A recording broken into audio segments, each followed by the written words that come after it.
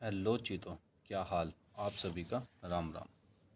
जैसे कि आप सभी के लिए पता है कि हम क्या कर रहे थे, संविधान कर रहे थे। जीरो टू हीरो वाली हमारी ये क्या चल रही है, सीरीज चल रही है संविधान के अंतर्गत। तो हमने जो लास्ट टॉपिक था हमारा परीक्षा की दृष्टि से गवर्नर जनरल वारेन हेस्टिंग्स के बारे में बात करी थी। और वारेन हेस्टिंग्स के जो सदस्य थे वो 3 सदस्य कौन कौन थे, फिलिप फ्रांसीसी, क्लेवरिंग, मानस एवं बेवेल थे। और 1773 के रेगुलेटिंग एक्ट के तहत ये हमारे कलकत्ता में उच्चतम न्यायालय की स्थापना की गई थी। और उसके पश्चात जो किस अधिनियम द्वारा भारतीय लोगों से उपहार व रिश्वत लेने को प्रतिबंधित कर दिया गया, 1773 के रेगुलेटिंग एक्ट के द्वारा। बंगाल का प्रथम गवर्नर जनरल कौन था, वारेन हेस्टिंग था। और उसके बाद रेगुलेटिंग एक्ट 1773 में कलकत्ता में उच्चतम न्यायालय की स्थापना कब की गई, वो भी हमारे 1774 ईस्वी में की गई थी। 1765 ईस्वी में एंग्लो इंडियंस के द्वारा युग परिवर्तक काल किसे कहा जाता है, एल्बर्ट के काल को कहा जाता है। अब जो हमारा आज का टॉपिक चल रहा है वो चलने वाला पिट्स इंडिया एक्ट। हमने 1773 का एक्ट कर लिया, अब हमें 1784 के एक्ट को ध्यान में रखना है। जो इम्पोर्टेंट एक्ट है वही करा रहा हूँ मैं। तो 1784 के एक्ट में क्या था, मैंने आपको एक छोटा सा इंटरव्यू कल भी दे दिया था। जिस बच्चे ने कल की वीडियो ना देखी हो वो जाके देख ले, उसी से ये आगे का समझ में आएगा कि उसी से एक दूसरे से क्लास टच है। ज़्यादा बड़े हम संविधान को इतना लंबा नहीं खींचेंगे कि हाँ कि भाई वो भी चीज़ पढ़ ली, वो भी चीज़ पढ़ ली, वो भी नहीं। एक वनडे एग्ज़ाम के लिए और एक ग्रेजुएशन लेवल के एग्ज़ाम के लिए, कांस्टेबल लेवल के एग्ज़ाम के लिए जो महत्वपूर्ण बिंदु हो सकते हैं वो सभी इसके अंतर्गत आए। ग्रेजुएशन लेवल का कोई सा भी एग्ज़ाम हो सकता है जो हमारे स्टेट लेवल का, और हमारे सेंट्रल लेवल का कोई भी ग्रेजुएशन लेवल का एग्ज़ाम, जिसमें कि एसएससी सीजीएल से लेकर भी इनफैक्ट प्री तक तो पीसीएस का भी टच करेगा ये। ठीक है, तो उम्मीद है आप मेरी बातों पे, इन चीज़ों पे भरोसा करोगे और एक बार इस कंटेंट को लिख कर पढ़ के देखना, आपको पूरा का पूरा कंटेंट एकदम क्लियर दिखाई देगा। देखो, मैं तुमसे बुक पढ़ने के लिए स्टार्टिंग में क्यों नहीं बोल रहा। हाल में मैं भी बुक में से तैयार करके लेके आया हूँ, कोई बताएगा नहीं तुम्हें टीचर की मैं कौन सी बुक में से तैयार करके लेके आऊँ। वो परीक्षा दृष्टि है, इसको परीक्षा वाणी बोलते हैं। ठीक है, मैं भी परीक्षा वाणी में से मैं सारी चीज़ें करके लेके आया हूँ और उसी में से मैंने ये नोट्स तैयार करे हैं। और ये नोट्स मैं अभी नहीं, मैं खुद के लिए भी अप्लाई कर चुका हूँ। जब मैं अपने खुद के एग्ज़ाम दे रहा था तो मैंने भी इनमें से करा था। मैं संविधान के क्वेश्चन आज तक मतलब इस लेवल के गलत नहीं करे। देखो, एक आध क्वेश्चन तो सभी का गलत हो जाता है कभी कभी किसी किसी एग्ज़ाम में, जब माइंड आउट ऑफ वो होता है। पर मैं आपसे विश्वास दिलाता हूँ कि जो भी मैं ये कराऊँगा इसमें से एक भी क्वेश्चन बाहर नहीं आएगा। सभी के सभी क्वेश्चन आपके इसी के अंतर्गत आएंगे और सारे पढ़े हुए आएंगे। मेरे साथ जुड़े रहिए। मात्र 1 महीना मांग रहा हूँ मैं आपसे। 1 महीने के अंतर्गत मैं आपको इतना सब कुछ करा दूँगा इसके अंतर्गत कि आपको ये बोलोगे कि हाँ, संविधान में हमें अब और कुछ पढ़ने की ज़रूरत ही नहीं। ठीक है, तो हम अपनी चीज़ें कंटिन्यू करेंगे। और जिस भाई ने वीडियो को लाइक ही नहीं करा है, कल की वीडियो देखकर अगर आया है और आज भी लाइक ही नहीं करा है, तो भाई लाइक कर दें।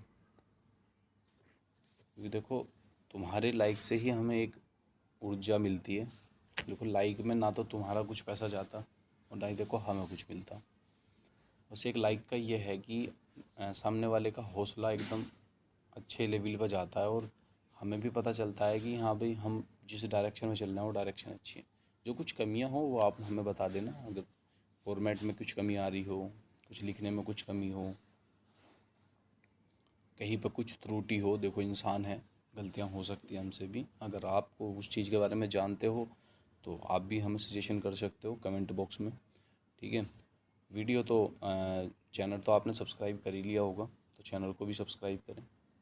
इसी तरीके का कंटेंट अगर आपको मेरी इस आवाज़ में कुछ ऐसा लग रहा है कि हाँ मैं बहुत अच्छे से समझा पाऊँगा, देखो, हम लोग लाइव आके नहीं पढ़ा सकते। लाइव का मतलब हम फेस रिवील करके नहीं पढ़ा सकते अभी। तो फेस रिवील पढ़ करके पढ़ाने के लिए बहुत बड़ा सिस्टम चाहिए, हम अब वो अभी सिस्टम हमारे पास है नहीं। पर कंटेंट में कोई मक्कारी नहीं की जाएगी, कोई भी कंटेंट ऐसी नहीं कि वहीं आया और वहीं तैयार करके दे दिया। ठीक है, आपको जो भी कुछ चीज़ें मिलेगा बहुत ही विश्लेषण के बाद और बहुत ही अच्छे उन चीज़ पर काम करने के बाद आपके पास तक वो चीज़ें पहुंचाई जाएगी। ठीक है, कभी कभी बीच में एक आध क्लास डिले भी हो सकती है, पर कोशिश करूँगा कि मैं ये सारी क्लासें कंटिन्यू रखूँ। अभी भी देखो तो मैं थोड़ी सी आवाज़ मौसम में सुनाई दे रही होगी, मैं सुबह के समय ही वीडियो शूट करता हूँ, उसके बाद मेन चैनल पर जाके ही डालता हूँ। तो ये सुबह सुबह का समय है हमारा, बहुत अच्छा समय मानता हूँ मैं इसे, ब्रह्म मुहूर्त बोला जाता है ये। तो 4 बजे से उठे हुए हैं हम और हम ये वीडियो शूट कर रहे हैं। चलो आप भी मज़ेदार मूवमेंट में पढ़ो और हम भी मज़ेदार मूवमेंट में पढ़ाएं। चलो हम क्या पढ़ते हैं, 1784 का पिट्स इंडिया एक्ट। यह हमारे 1784 का जो पिट्स इंडिया एक्ट है, इसके अंतर्गत देखो क्या क्या चीज़ें आती हैं। इस एक्ट के माध्यम से कंपनी के व्यापार एवं राजनीतिक क्रियाकलापों को अलग अलग कर दिया गया। यानी कि ये जब एक्ट आया, इसमें क्या करा गया, जो कंपनी के व्यापार एवं राजनीतिक क्रियाकलापों को अलग अलग कर दिया गया था। ये व्यापार अलग चलेगा और राजनीतिक जो क्रियाकलाप हैं वो अलग चलेंगे। ठीक है, इन चीज़ों को क्या कर दिया गया, हमारा अलग अलग कर दिया गया। तो उम्मीद करता हूँ ये आपको चीज़ें समझ में आई होगी। व्यापारिक क्रियाकलापों की कंपनी के निर्देशों को हाथों में यथावत रखते हुए राजनीतिक क्रियाकलापों में, इसमें राजनीतिक क्रियाकलापों में व्यापारिक क्रियाकलापों को कंपनी के निर्देशों के हाथों में यथावत रखते हुए राजनीतिक क्रियाकलापों में सैनिक असैनिक व राजस्व संबंधी जो हमारी चीज़ें थी,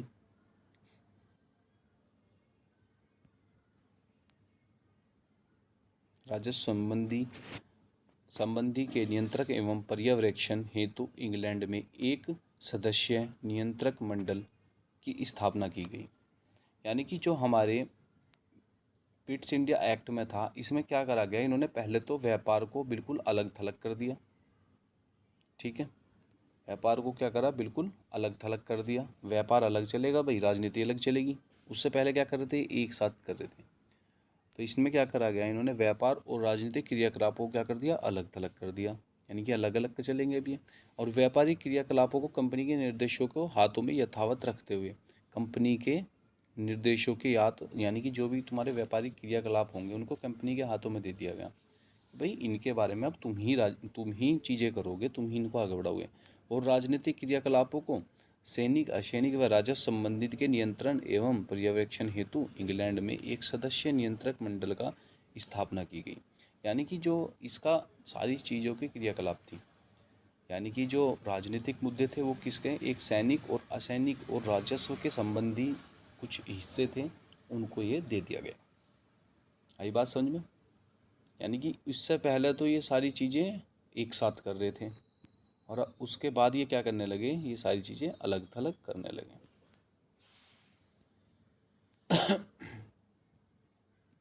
परीक्षा की दृष्टि से एक नज़र देख लेते हैं, परीक्षा की दृष्टि क्या कहते हैं।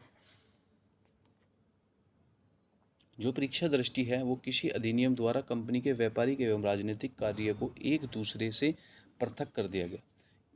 अभी मैंने बताया कि राजनीतिक और जो हमारे व्यापारिक कार्य थे उनको एक दूसरे से अलग कर दिया गया। तो इसमें क्वेश्चन किस तरीके से बन रहा है, देखिए तुम्हें देगा कि राजनीतिक और व्यापारिक जो कार्य थे वो अलग अलग कौन से एक्ट के द्वारा किए गए, तो 1784 के एक्ट के द्वारा। किसके द्वारा, 1784 के एक्ट के द्वारा ये अलग थलग कर दिए गए। उम्मीद है ये पॉइंट आपको समझ में आ गया होगा। फिर उसके बाद क्या करा इन्होंने, कंपनी के जो मामले थे वो ब्रिटिश सरकार का पहली बार कब नियंत्रण स्थापित किया गया। यानी कि कंपनी के मामले थे जब अलग थलग किया गया, तो कंपनी के मामले किस ब्रिटिश सरकार के द्वारा कब किए गए, ब्रिटिश कंपनी के द्वारा, या फिर ब्रिटिश सरकार का मामला पहली बार कब नियंत्रित स्थापित हुआ। तो जब ये नियंत्रित स्थापित हुए कब हुए, 1784 में ही स्थापित हुए थे। आई बात समझ में या नहीं? 1784 में भी ये भी उसी समय स्थापित हुए थे। जब ईसाई मिशनरियों को भारत में धर्म प्रचार की अनुमति कौन सा राजलेख करता है? जो ईसाई धर्म को, अब देखो ये हम कहाँ पर आ गए, 1800, जो ईसाई धर्म, जो ईसाई जो प्रचार करते थे भाई, सभी अंग्रेज लोग क्या थे? ईसाई थे। ठीक है, तो ईसाई मिशनरियों का वे प्रचार करेंगे, अपने धर्म को ज़्यादा बढ़ाएंगे। भाई हम किसी जगह राज करने जा रहे हैं अपना, तो अपना स्थायित्व तो जमाने की कोशिश करेंगे। तो सबसे मेन चीज़ होती है स्थायित्व जमाने के लिए कि हम वहाँ पर धर्म का भी प्रचार कर दें। अगर वहाँ धार्मिक लोग, हमारी भावना वाले लोग वहाँ पे जन्म हो गए, तो फिर हमारा ही राज होगा वहाँ परमानेंट। तो उन्होंने भी वही चीज़ स्थापित करने की कोशिश की। तो ईसाई मिशनरियों को भारत में धर्म प्रचार की अनुमति को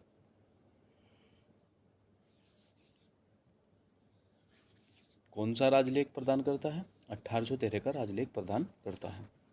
ठीक है, उसके बाद 1813 ईस्वी के चार्टर द्वारा भारतीय की शिक्षा पर व्यय के लिए कितनी राशि नियत की गई? जो 1813 के चार्टर एक्ट के लिए जो भारतीयों की शिक्षा पर, यानी कि भारतीयों की शिक्षा पर कितने रुपए खर्च करने का प्रावधान किया गया? भारतीयों की शिक्षा पर 1,00,000 रुपये। कितने लाख रुपए? 1,00,000 रुपये। तो भारतीयों की शिक्षा पर 1,00,000 रुपये करने का प्रावधान किया गया।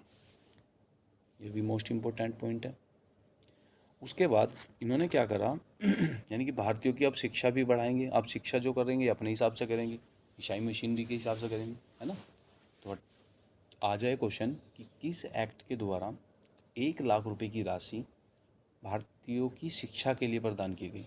तो 1813 के चार्टर एक्ट के द्वारा, या फिर ऐसा हो सकता है 1813 के चार्टर एक्ट द्वारा कितनी राशि भारतीयों की शिक्षा के लिए प्रदान की गई? तो 1,00,000 रुपये। आई बात समझ में? हो, अब 1813 के चार्टर एक्ट को हम समझ लेते हैं एक बार फुल डिटेल में। तो 1813 के चार्टर अधिनियम द्वारा क्या किया गया? हमारा सबसे मेन मुद्दा क्या था इसमें शिक्षा था। ईसाई मशीनरियों को भारत में धर्म प्रचार की अनुज्ञा देना था। ठीक है, व्यापारिक एकाधिकार को समाप्त करना था, और चीन के साथ व्यापार और चाय के व्यापार के एकाधिकार को बनाए रखना था।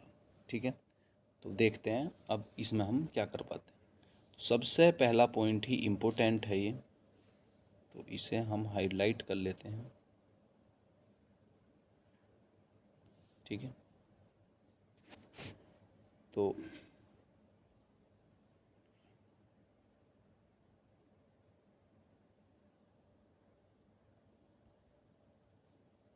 तो क्या था इस, जैसे कि हम यहाँ देख पा रहे हैं, लिखा हुआ भी है कि इस चार्टर द्वारा पहली बार ईसाई मिशनरियों को भारत में धर्म प्रचार की अनुज्ञा प्रदान की गई। अभी पीछे ही बताया था कि हमें धर्म प्रचार की जो अनुज्ञा प्रदान की गई वो 1813 के चार्टर एक्ट के द्वारा की गई। कंपनी के व्यापारिक एकाधिकार को समाप्त कर सभी ब्रिटिश जनों को व्यापार का अधिकार प्रदान किया गया। किंतु चीन के साथ व्यापार और चाय के व्यापार के एकाधिकार को समाप्त किया गया, बनाए रखा गया। यानी कि चीन के साथ व्यापार और चाय के व्यापार को, एकाधिकार को बनाए रखा गया। सबसे पहले क्या आया, मेन पॉइंट जो हमें ध्यान रखने वाले कि ईसाई मशीनरी का जो प्रचार किया गया वो ईसाई धर्म के अनुसार किया गया, ईसाई मिशनरियों के अनुसार। वो कौन से गेम किया गया? 1813 के चार्टर एक्ट के द्वारा किया गया। और व्यापारिक के जो एकाधिकार को जो समाप्त कर दिया गया वो भी 1813 के चार्टर एक्ट के द्वारा किया गया। और चीन के साथ व्यापार और न्याय के व्यापार का एक अधिकार को जो बनाए रखा गया वो भी 1813 के चार्टर एक्ट के द्वारा ही रखा गया। उम्मीद करता हूँ ये आपको समझ में आया होगा ये वाला पॉइंट।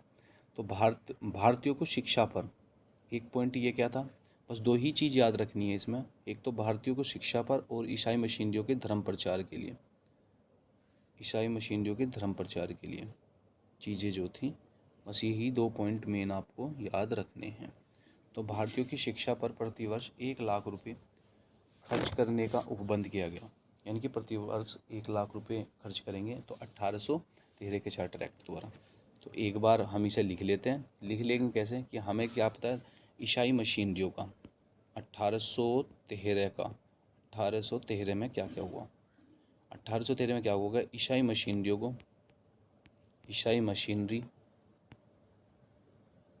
क्या है हमारी, जो हमारी ईसाई मशीनरी है।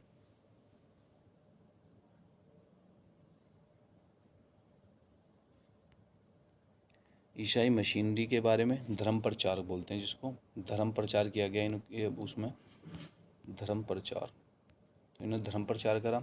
और दूसरा पॉइंट क्या था, दूसरा पॉइंट है हमारा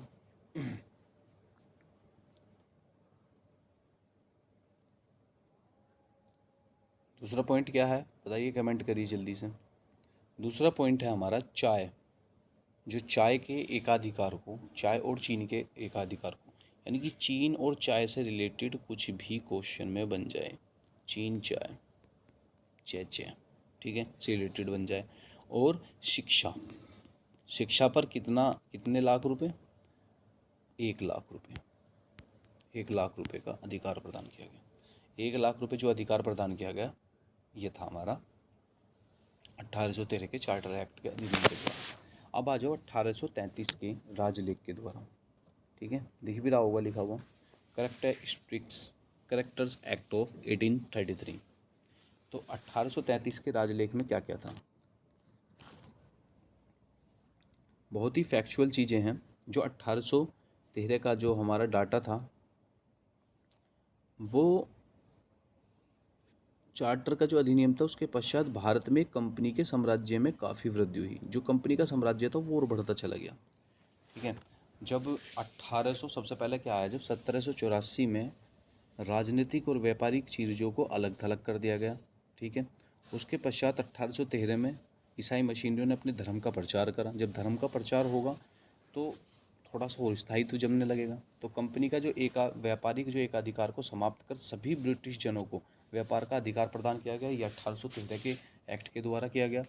और जो हमारे चाय चीन के ऊपर जो एकाधिकार था, वो भी हमारा किस पे किया गया, 1813 के चार्टर एक्ट के द्वारा किया गया। और इन्होंने क्या करा कि भारतीयों को शिक्षित करने का काम भी करा 1813 में ही, और उनकी शिक्षा पर 1 लाख रुपए खर्च करने की पालन करा या अनुज्ञा करी या उपबंध किया। उसके बाद जब इतना स्थायित्व हो गया, शिक्षा भी दे दी, धर्म प्रचार भी दे दिया, और चाय चीन का जो व्यापार था उसमें भी एकाधिकार में वृद्धि हुई। वृद्धि होने के पश्चात जो 1833 का राजलेख एक्ट आया, इसके अंतर्गत इनका धर्म और प्रचार कुछ ज़्यादा ही बढ़ चुका था। कंपनियां जो थी वो ज़्यादा स्थायित्व हो चुकी थी, जैसे कि हमने क्वेश्चन में भी लिख रखा है। हमने क्वेश्चन में क्या लिख रखा है, जैसे कि 1813 के चार्टर एक्ट अधिनियम के पश्चात भारत में कंपनी के पश्चात, यानी कि जो 1813 का चार्टर एक्ट के अधिनियम के पश्चात भारत में कंपनी का साम्राज्य काफ़ी वृद्धि हुई, जिस पर समुचित नियंत्रण स्थापित करने के लिए ब्रिटिश संसद ने 1814 से लेकर 1823 तथा 1829 में अधिनियम द्वारा कंपनी के कुछ अधिकार प्रदान करे। यानी कि इन्होंने 3 वर्ष करे थे, 1814 में, 1823 में और 1829 में। कंपनी के कुछ अधिनियम जो कंपनी द्वारा जो कुछ अधिकार थे ना, वो प्रदान किए गए 1833 का चार राजलेख के द्वारा, ठीक है। हाई बात समझ में। अब देखो, अब हम समझते हैं इसमें फैक्चुअल चीज़ें क्या हैं। फैक्ट की कुछ चीज़ें देख लेते हैं। स्वतंत्रता के बाद भारत के पहले विधि आयोग का गठन 1955 में हुआ। सबसे मोस्ट इम्पोर्टेंट क्वेश्चन है कि भारत के पहले विधि आयोग का गठन कब हुआ, ठीक है। भारत के पहले विधि आयोग का गठन 1955 ईस्वी में हुआ, ठीक है। और इसके अध्यक्ष MC सीतलवाड़ को बनाया गया था, जो भारत के प्रथम न्यायवादी भी थे। भारत के प्रथम महान्यायवादी कौन थे, MC सीतलवाड़। कौन थे, MC सीतलवाड़ भारत के पहले क्या थे, प्रथम महान्यायवादी भी थे। और स्वतंत्रता के बाद जो पहला विधि आयोग बनाया गया, उसका गठन 1955 में हुआ था। किसमें हुआ था, 1955 में हुआ था, में हुआ। इसके अध्यक्ष MC सीतलवाड़ थे। तो ये फैक्चुअल चीज़ें थी जो हमारे 1947 के बाद ये हमारी चीज़ें हुई, ठीक है। पर बात किसकी चल रही है अभी हमारी, 1833 का राजलेख के बारे में चल रही है ना। साम्राज्य में तो वृद्धि हो गई। बंगाल के गवर्नर जनरल को संपूर्ण भारत का गवर्नर जनरल भी बनाया गया। यानी कि ये पता ही होगा, बंगाल के गवर्नर जनरल को संपूर्ण भारत का गवर्नर जनरल बना दिया गया। इस प्रकार राजलेख द्वारा देश की इस शासन प्रणाली का केंद्रीकरण कर दिया गया, ठीक है। शासन प्रणाली का क्या कर दिया गया, केंद्रीकरण कर दिया गया। परीक्षा की दृष्टि से एक नज़र डाल लेते हैं। भारत के प्रथम गवर्नर जनरल कौन थे? लॉर्ड विलियम बेंटिक थे। थोड़ा सा ये कम दिख रहा है तो मैं इसे लिखने की कोशिश करता हूँ। कौन थे? लॉर्ड विलियम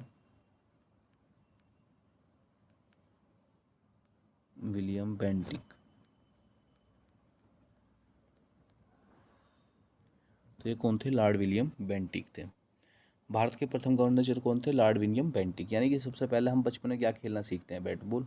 तो बेंटिक से बैट याद कर लेना। भारत का प्रथम गवर्नर जनरल कौन था? Lord William Bentinck. किस अधिनियम द्वारा गवर्नर जनरल की परिषद में विधि सदस्य की नियुक्ति का प्रावधान किया गया?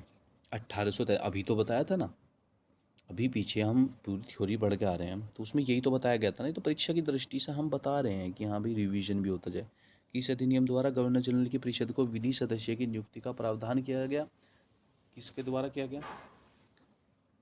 1833 के राजलेख के द्वारा किया गया, नहीं किया गया? तो फिर अंग्रेजों को किस अधिनियम के तहत बिना लाइसेंस भारत आने जाने, बसने तथा व्यापार करने की स्वतंत्रता प्रदान की गई? भैया अब अंग्रेजों को क्या किया गया? पूरी छूट दे दी इन्होंने। तो क्या कर दी? पूरी छूट दे दी। जब पूरी छूट दे दी तो ये बिना लाइसेंस के, बिना किसी वीज़े के ये भारत में आने जाने लगे और व्यापार करने लगे, यानी कि लूटने खसोटने ज़्यादा लगे।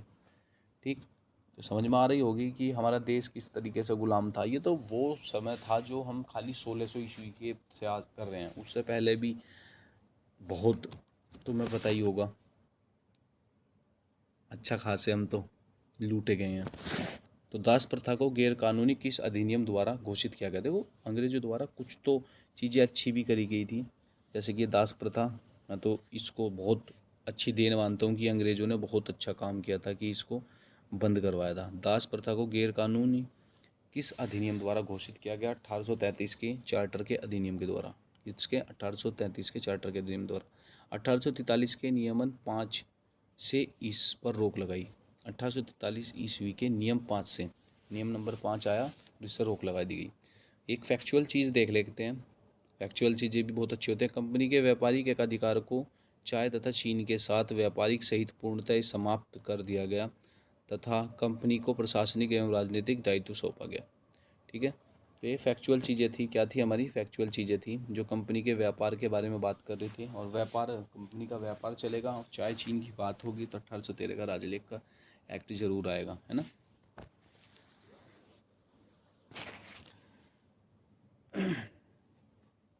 उम्मीद करता हूँ ये फैक्चुअल चीज़ें भी आपको बहुत पसंद आई होंगी। फैक्चुअल चीज़ें में थोड़ा सा पॉइंट और है। फैक्चुअल 1834 में लॉर्ड मेकाले की अध्यक्षता में 4 सदस्यीय प्रथम विधि आयोग का गठन किया गया। 1834 में क्या किया गया? प्रथम विधि आयोग का गठन किया गया जो 1834 के अंतर्गत था। ठीक है, किसके अंतर्गत था? 1834 के अंतर्गत था।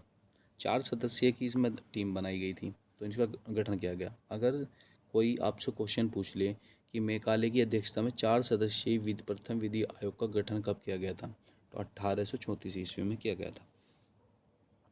फिर उसके बाद इस एक्ट के द्वारा भारत में दास प्रथा को दास प्रथा विधि विरुद्ध घोषित कर दिया गया और 1843 के नियम 5 में इसका संशोधन किया गया। ठीक है, इसका उन्मूलन कर दिया गया 1843 के नियम 5 में। ठीक है, तो दास प्रथा का कब बंद कर दिया गया?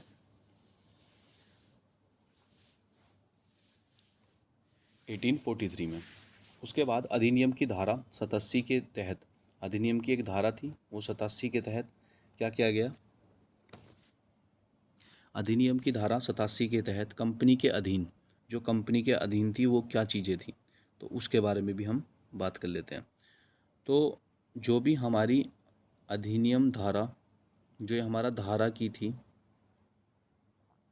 धारा 87 मोस्ट इम्पोर्टेंट है तो ये आ सकता है। कंपनी के अधीन सरकारी पदों के चयन में किसी व्यक्ति को धर्म, जन्मस्थान, मूलवंश या रंग के आधार पर अयोग्य न ठहराए जाने का उपबंध किया गया।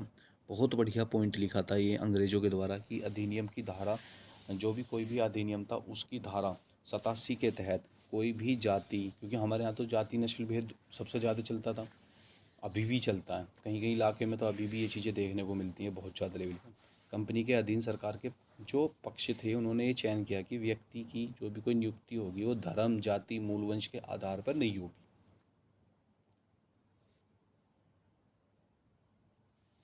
सबको बराबरी का हक दिया जाएगा। ठीक है। उसके बाद परीक्षा की दृष्टि से भी देख लेते हैं भाई, परीक्षा की दृष्टि क्या बोलती है। परीक्षा की दृष्टि के बाद हम इसे विराम लगाएंगे थोड़ा सा। तो सती प्रथा का अंत किस गवर्नर जनरल के द्वारा किया गया? विलियम बेंटिक के द्वारा। मैंने बताया था बेंटिक गए थे सबसे पहले क्या खेलते हैं, बैट बॉल खेलते हैं। तो हमारा कौन थे? सती प्रथा का जो अंत किया गया वो किस गवर्नर जनरल के द्वारा किया गया? विलियम बेंटिक के द्वारा। ठीक है। 1829 ईस्वी में 17वें नियम के मध्य आ गया। ठीक है। 1829 के सन 1829 ईस्वी में, यानी कि 17वें नियम के माध्यम से ये वाली चीज़ें हमारी कंट्रोल की गई। किसको? सती प्रथा को। विधि सदस्य को कब गवर्नर जनरल की कार्यकारिणी का पूर्ण सदस्य बना दिया गया? विधि सदस्य के कब गवर्नर जनरल जो थे वो कार्यकारिणी का पूर्ण सदस्य बना दिया गया? 1853 ईस्वी में। किसमें? 1853 ईस्वी में। कर्मचारी के लिए, जो हमारे कर्मचारी थे उनके लिए क्या की गई? कर्मचारियों के लिए नियुक्ति के लिए परीक्षा को आधार किसी अधिनियम के द्वारा बनाया गया? प्रतियोगिता परीक्षा के अधिकार के द्वारा। यानी कि जो परीक्षाओं के द्वारा क्या की गई? नियुक्ति की गई।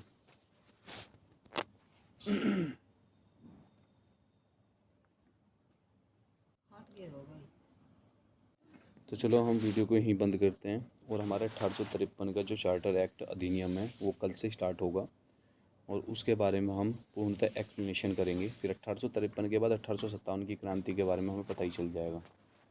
फिर उसके बाद जितनी भी हमारी ये वीडियो है हमारे आगे की तरफ बढ़ेंगे और हमारी ये वीडियो आज को यहीं समाप्त करते हैं। अगर आपने अपनी सारी चीज़ें अच्छे से कर ली हो और ये चीज़ें समझ में आई हो तो वीडियो को लाइक करें, चैनल को सब्सक्राइब करें। आप सभी को मेरा राम राम।